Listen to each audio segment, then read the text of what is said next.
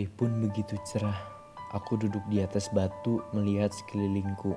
Pesona alam semesta ini yang sangat indah dan dibanjiri warna hijau padi yang mulai merunduk menyejukkan hati. Para petani tak kenal lelah dalam mencangkul, menanam, dan memanen dengan gembira sorak yang mereka katakan. Ketika mentari tepat di atas ubun-ubun, aku duduk tenang di bawah pohon yang rindang. Aku melihat dari kejauhan ada seorang petani yang bermandikan keringat. Namun semangatnya tak pernah pudar. Kuatnya mereka menahan teriknya siang untuk memanjak sawah dengan sapi ataupun traktor. Mereka membajak tak kenal keluh, hanya semangat yang mereka tahu untuk keluarganya di rumah. Petani, mulialah tugas mereka agar padi tak rusak, agar panen terjadi dan kita bisa makan nasi. Dari sini kita belajar bahwa alam selalu mengajarkan apa arti hidup yang sesungguhnya. Ketahanan pangan adalah ketersediaan pangan dan kemampuan seseorang untuk mengaksesnya. Dalam sebuah rumah tangga dikatakan memiliki ketahanan pangan ketika penghuninya tidak berada dalam kondisi kelaparan dan tidak dihantui oleh ancaman kelaparan. Menurut WFS atau World Food Summit, ketahanan pangan terjadi apabila semua orang setiap saat memiliki akses fisik, sosial, dan ekonomi terhadap pangan yang cukup aman dan bergizi untuk memenuhi kebutuhan sehari-hari dan preferensi makanan untuk kehidupan yang aktif dan sehat. Pemenuhan keempat komponen tersebut dapat menjadi masalah seperti pada masa COVID-19 pada saat ini. Kegagalan mewujudkan ketahanan pangan dapat mengakibatkan kondisi kerawanan pangan yang kronis, di mana masyarakat tidak mampu memenuhi kebutuhan pangan minimal mereka dalam periode waktu yang lama. WHO mendefinisikan 3 komponen utama ketahanan pangan. Yang pertama adalah ketersediaan pangan, yang kedua adalah akses pangan, dan yang ketiga adalah pemanfaatan pangan. Namun, FAO menambahkan komponen keempat, yakni kestabilan 3 komponen sebelumnya dalam jangka waktu yang panjang. Oleh karena itu, diperlukan intervensi pemerintah dalam penanganannya, seperti menerapkan suatu kebijakan publik yang terkait. Formulasi kebijakan merupakan salah satu tahapan dalam penyusunan suatu kebijakan, dan tahapan ini pun merupakan salah satu tahapan yang penting dalam pembentukan kebijakan publik, karena dapat dikatakan sebagai pondasi dasar untuk menentukan arah suatu kebijakan tersebut mau dibawa kemana. Formulasi kebijakan juga dapat dikatakan sebagai tahapan perumusan menurut Anderson, yang mengatakan bahwa perumusan kebijakan atau policy formulation menyangkut upaya menjawab pertanyaan bagaimana alternatif yang telah disepakati untuk masalah-masalah yang dikembangkan dan siapa yang ikut berpartisipasi. Menurut Budi Winarno, terdapat 4 proses dan tahapan formulasi kebijakan, yaitu 1. Perumusan masalah atau defining problem. Yang kedua, agenda kebijakan. Yang ketiga, pemilihan alternatif kebijakan untuk memecahkan suatu masalah. Yang terakhir, tahapan penetapan suatu kebijakan. Proses formulasi kebijakan publik ketahanan pangan di Indonesia, khususnya di Pulau Jawa, dengan tujuan melindungi dan membantu para petani menghadapi COVID-19 tersebut, yaitu sebagai berikut. Masalah ketahanan pangan menjadi sangat penting sekaligus rentan bermasalah pada situasi bencana, termasuk bencana wabah penyakit seperti pandemi COVID-19.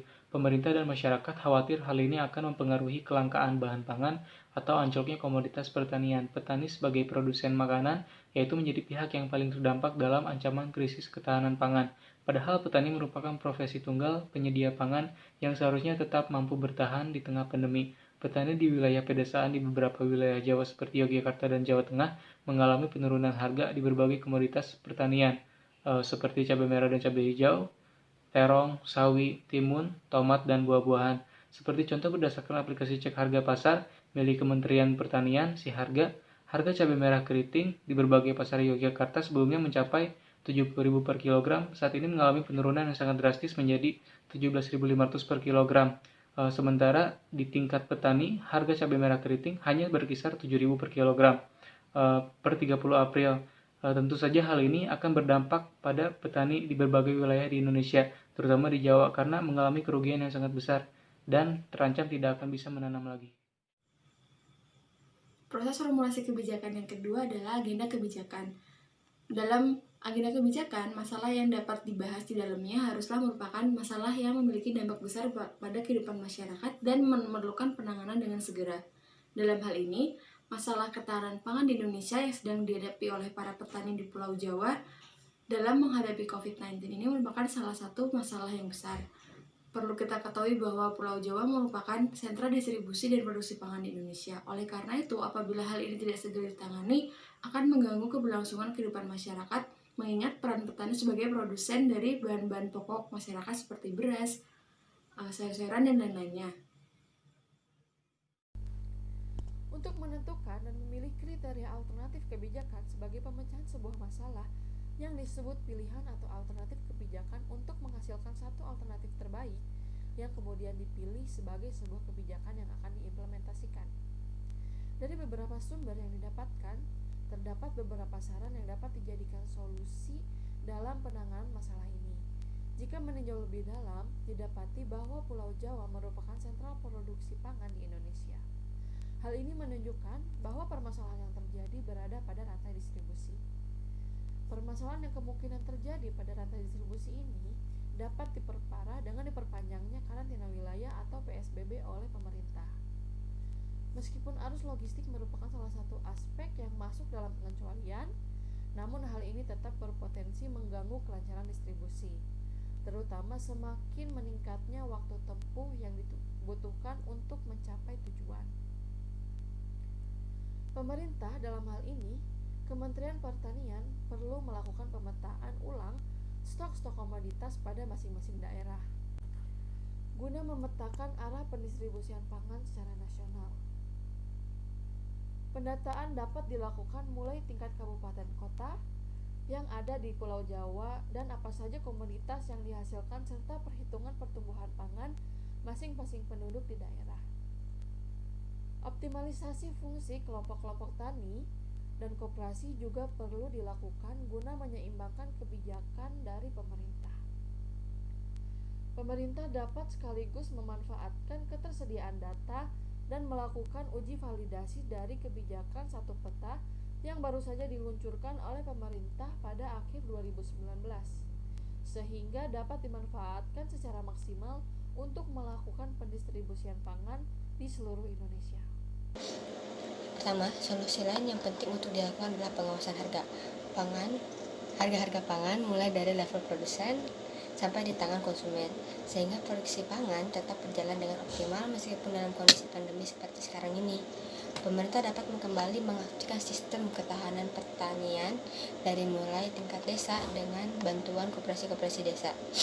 Beberapa wilayah di Indonesia telah menerapkan sistem koperasi untuk mengontrol harga di tingkat petani sehingga harga yang diperoleh petani tidak jauh berbeda dengan harga pasaran.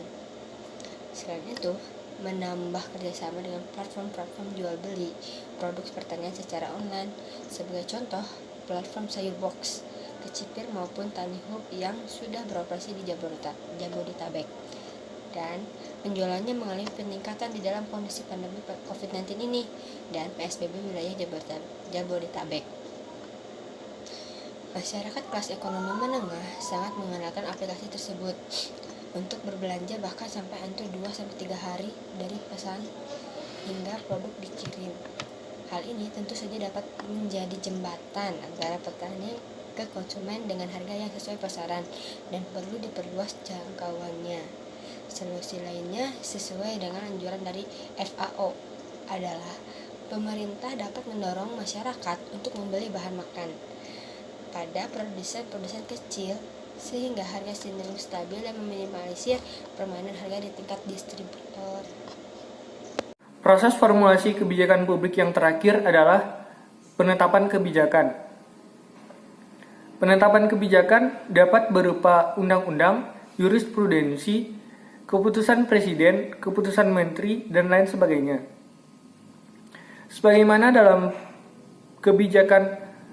implementasi kebijakan ketahanan pangan dalam membantu dan melindungi para petani, khususnya para petani yang berada di Pulau Jawa dalam menghadapi COVID-19 ini, sebelumnya mengusulkan dan menyerahkan draft kepada Dewan Perwakilan Rakyat Daerah atau Kepala Daerah setempat.